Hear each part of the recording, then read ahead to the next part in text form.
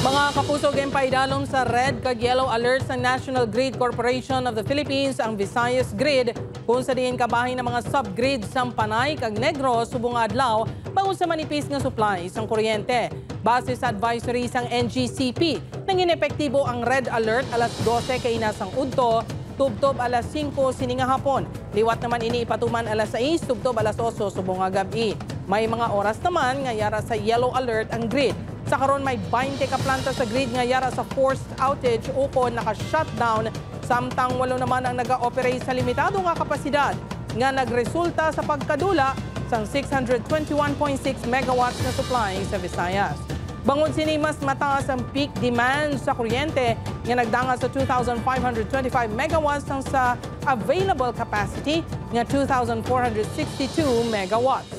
Sa tiyon sang red alert status, posible magpatuman ng NGCP sang manual load dropping.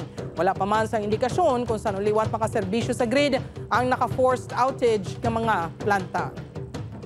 As of today, wala pa sang indication kung saan makabalik ang naka-forced outage nga 20 kabilog nga power plants in Visayas.